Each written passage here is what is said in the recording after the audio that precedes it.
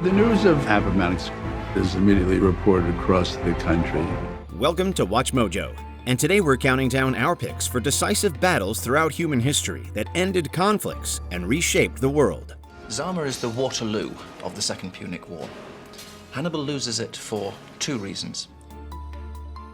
Number 10, the Battle of Yorktown, the American Revolutionary War. After the French and Indian War, Great Britain imposed a hard tax regime on its colonies to recoup the cost. Rankled by taxation without representation and a lack of say in their own destiny, the American colonies rebelled. If your principles dictate independence, then war is the only way. It has come to that. By September 1781, General George Washington and his French allies had the British on the ropes. At long last, victory and peace may be at hand. Washington marched his army south to Virginia, where British General Cornwallis was headquartered at Yorktown. The French arrived by sea, and the two armies surrounded the British. They pummeled British defenses for almost a month, followed by a sneak attack led by Alexander Hamilton. Cornwallis surrendered, all but ending the war. The last anyone had heard, Cornwallis, one of Britain's most able generals, had marched his army from Charleston to Virginia uncontested.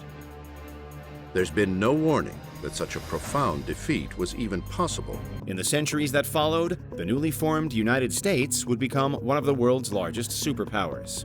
Number 9, the Fall of Constantinople, the Byzantine-Ottoman Wars. Byzantium, or the Byzantine Empire, blossomed in the ashes of ancient Rome. For over 1,000 years, the empire expanded and contracted. At its height, Byzantium controlled most of the land surrounding the Mediterranean. By 1453, the empire was in dire straits. O sarayda ben sizi ağırlamak için buraya geldim. Surlarımızın ve imanımızın tarihte hiçbir güç tarafından aşılamadığını hatırlatmak isterim Sultan Hazretleri. Bizden sonra artık hiç kimseye bunu hatırlatmak zorunda kalmayacaksınız. The Ottoman Turks under Mehmed II were out to end Christian hegemony in the region. Mehmed laid siege to the Theodosian walls of Constantinople until the city fell. The siege was a watershed moment in European military history.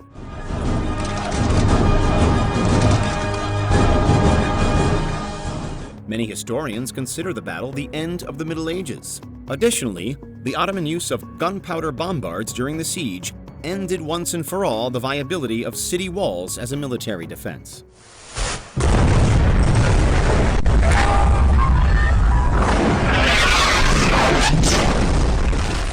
Number 8, the Battle of Tenochtitlan, the Spanish Conquest.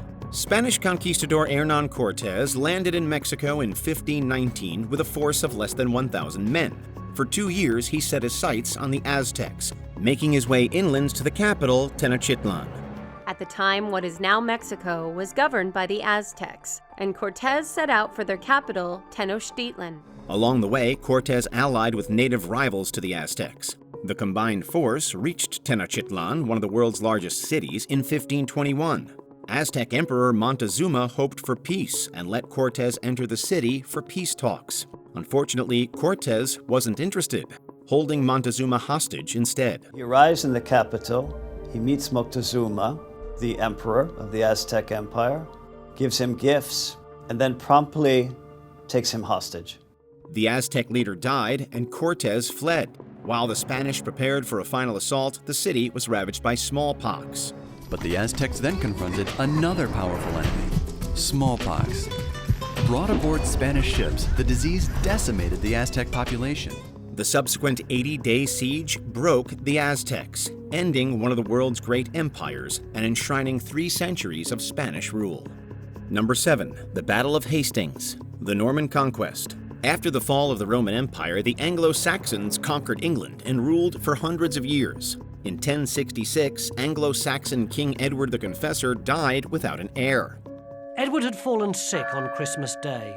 He swiftly deteriorated and died on the 4th of January. The throne was claimed by self-proclaimed King Harold II, a claim disputed by William the Duke of Normandy in France. William the Conqueror landed on English shores with a sizable force thirsty for battle. Harold, leading a force of conscripted infantry, was no match for William's cavalry. All William could do was to throw the full weight of the Norman cavalry against it.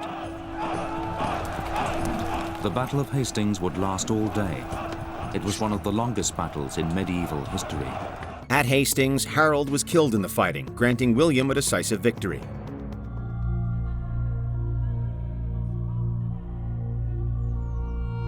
Harold dying with an arrow in his eye is the most famous scene on the Bayeux Tapestry. The Normans culturally and linguistically influenced England for centuries, helping to forge a country and eventual empire that would touch every corner of the globe. Number 6. Battle of Amiens, World War I. The Battle of Amiens was the last major offensive in World War I, kicking off the Allied 100 Days Offensive. Amiens allowed the Allies to halt German momentum and reverse it. Amiens was a significant blow against the Germans, and I think the Allied commander Foch realized that perhaps this was the moment where the attritional warfare had finally ground the enemy down. They pushed forward 7 miles on the first day, one of the longest advances during the whole war. British and French forces won decisive victories, taking a tremendous number of German prisoners. They defeated the German army at Amiens, advancing 12 kilometers in just 4 days. Greater gains than any time in the past 4 years. The battle caused a complete 180 in the morale of the respective sides, crippling German spirit. In November 1918, the armistice ended hostilities. On the morning of the 11th of November at 7 a.m., word arrives at the front lines. All fighting will cease at 11 o'clock. Amiens effectively finished the most brutal war the world had ever seen to that point. It began the era of armored warfare, being one of the first battles utilizing early model tanks. Number 5. The Battle of Zama, the Second Punic War. The Punic Wars were 2 brutal clashes between 2 great powers of the ancient Mediterranean, Rome and Carthage. Rome faced a deadly enemy in Carthaginian General Hannibal, who absolutely decimated the Romans at Cannae. They will be surrounded on 3 sides. They will have nowhere to go but backwards. Hannibal had marched his army, including his war elephants, across the Alps. Unfortunately, this proved to be a long-term miscalculation. Hannibal had completely misjudged the mindset of the Romans.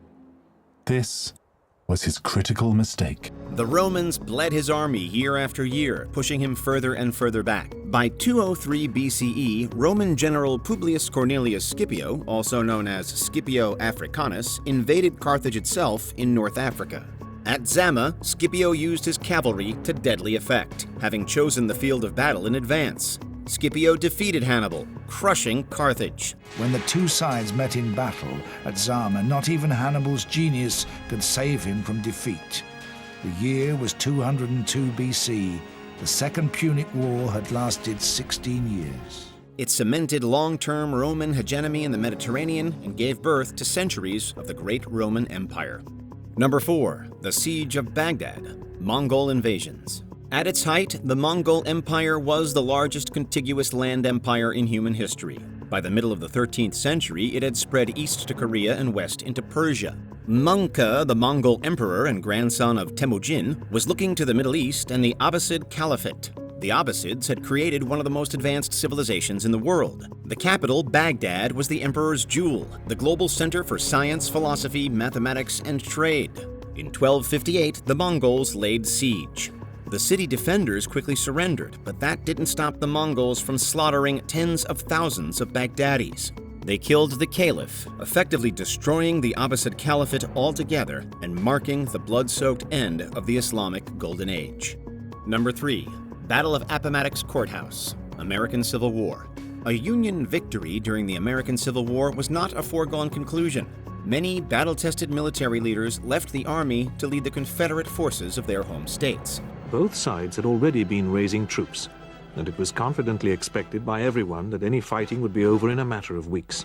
General Robert E. Lee was one of them, and he led the Confederates to victory after victory until Gettysburg turned the tide.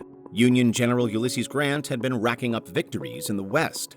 The foray into Pennsylvania that culminated with the Battle of Gettysburg is the last time that any Confederate army is going to be able to strike into Northern territory. By 1865, the generals were facing one another on the field of battle at Appomattox Courthouse, Virginia. After getting squeezed by Grant, Lee was finally forced to retreat and surrender. Grant was generous with his terms, imprisoning none of the surrendering rebels. Grant was extremely gracious in his treatment of Lee and in his treatment of the Confederate soldiers. Appomattox ended the war, ensuring that the United States would remain united into the 20th century. Number 2, the Battle of Marathon, the First Persian War. Have you ever wondered why marathon races are 26 miles? The organizers of the first modern Olympics looked to ancient Greece and the Battle of Marathon. The Persian army is about to slam into Athens like a Category 5 hurricane. The Athenians know surrender isn't an option, but they're divided on how to prepare. Should they hunker down behind the city walls or march out to meet the Persians in battle? The Persian Empire attacked the Greeks, marching 20,000 troops towards Athens. The field of Marathon sat 26 miles from the Greek city-state. The Athenians placed their strongest troops on the flanks, facing weaker Persians and working their way inwards. With the Persian cavalry rendered ineffective by the terrain, the Athenians are able to chop down the weakened Persian flanks. The plan worked, and the Greeks defeated the Persians, winning the First Persian War. A courier named Phidippides allegedly ran the 26 miles back to Athens to bring word of the victory, dying immediately afterwards from the exertion.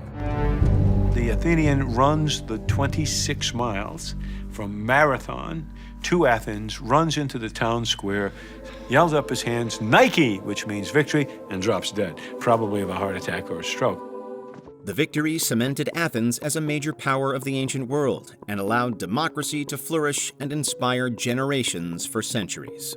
Before we unveil our top pick, here are a few honorable mentions. Battle of Tours, Umayyad conquests. Frankish forces halted the Islamic conquering of Europe and solidified Frankish power. The conquest of Granada, the reconquest of Spain. Aragon and Castile united to end almost 800 years of Moorish rule in Spain. Battle of Shiroyama, Satsuma Rebellion. This battle marked the end of the samurai and the rise of Imperial Japan. The Battle of Muyi, the Zhejiang War.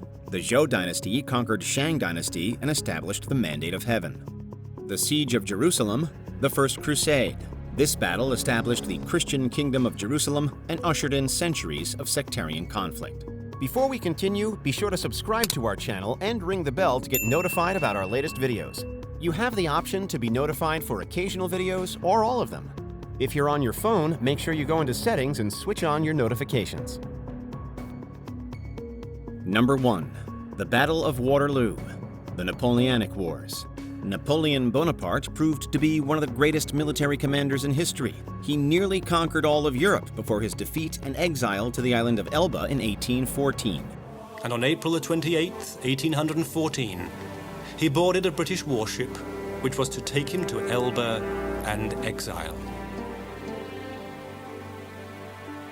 He was not to be gone for long, however. Less than a year later, he escaped and raised a formidable army. A combined force of British, Dutch, Prussian, and other German troops faced him down at Waterloo. As it had rained the night before the battle, Napoleon waited until after midday to commence fighting. He decided to wait several tense hours for the ground to dry out. But with the Prussians closing in, was this a wise decision? It gave the Prussians time to reach Wellington and win the day. Though Napoleon escaped to France, he was ultimately captured and exiled once more. Waterloo and the British victory cemented their role as Europe's great superpower, ending France's dominance in Europe. Napoleon's empire passed into legend, and a new Europe was born, paid for in the blood of nearly 50,000 French, Allied, and Prussian soldiers on the muddy, steep slopes of the Waterloo Ridge. Human history is rife with conflict. If we've left off any battles that ended a war and changed the world, let us know in the comments. Napoleon hadn't really been defeated in a great cataclysmic battle. There was a sense that somehow he'd been cheated, that somehow he was still the master of the battlefield. Waterloo ends that myth. Did you enjoy this video? Check out these other clips from WatchMojo, and be sure to subscribe and ring the bell to be notified about our latest videos.